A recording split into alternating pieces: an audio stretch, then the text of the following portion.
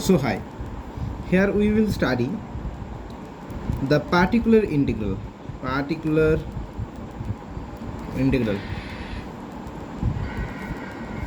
I hope you can remember in the first video we told that the complete solution of a differential equation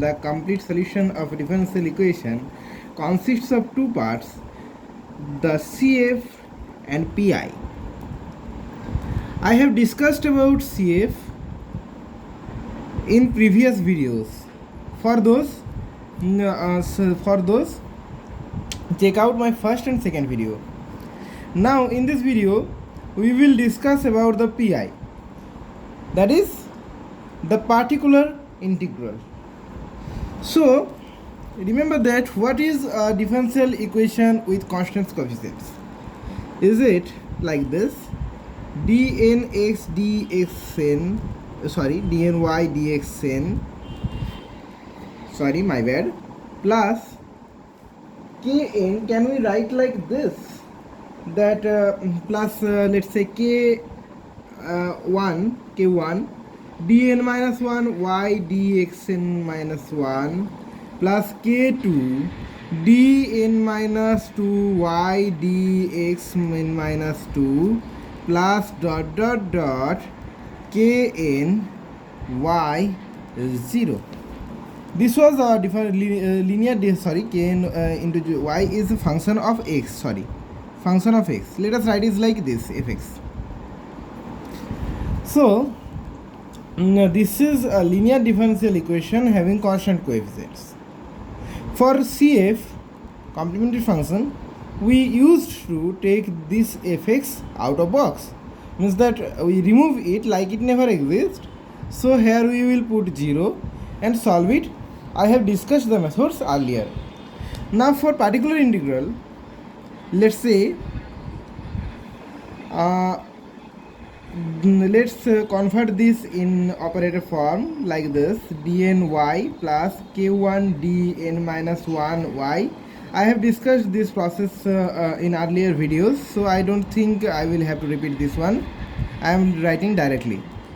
Plus kny is fx.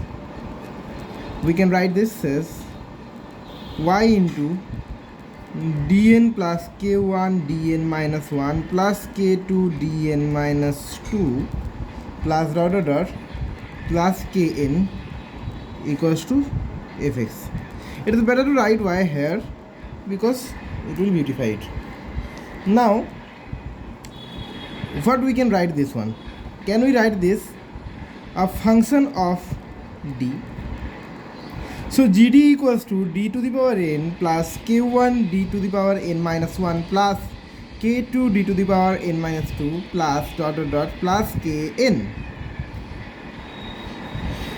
For the particular integral, can we write this equation like this?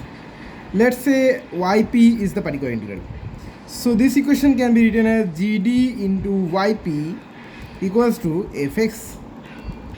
Then yp equals to fx upon gd. Am I right? This is solving this is simply the funda of particular integral. In many books you will find like this, fdx. In fact, the book I suggested, that B.S. Grewal, there it is written like this, because there x is considered as function of x. We have considered x as function of x, so fx, and the fd we have considered gd. As we have used fx earlier, we cannot use gd as fd, okay, because the two functions are not necessarily equal. It may be equal but not necessarily, okay. So how we can find this particular integral? This is the main thing.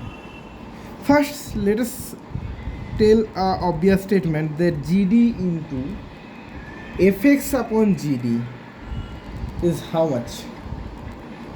Fx. Am I wrong? Not? Okay. Now this 1 upon gd is often called the inverse operator.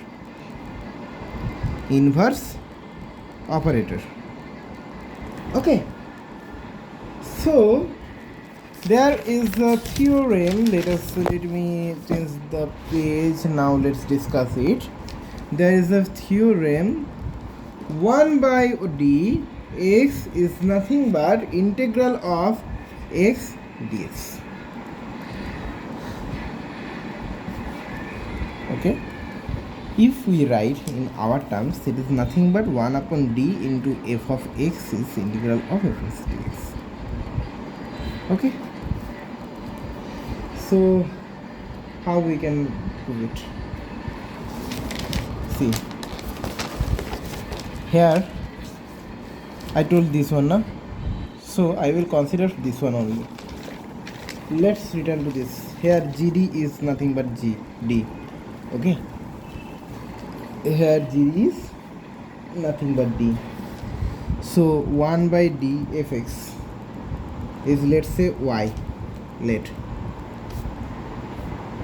So operating by d, we have d into 1 by d fx equals to dy. That is, fx is dy dx. Why this is? Because d is nothing but d dx. Okay, so what we can write is that dy is fx into dx. From here we can write y is integral of fx dx.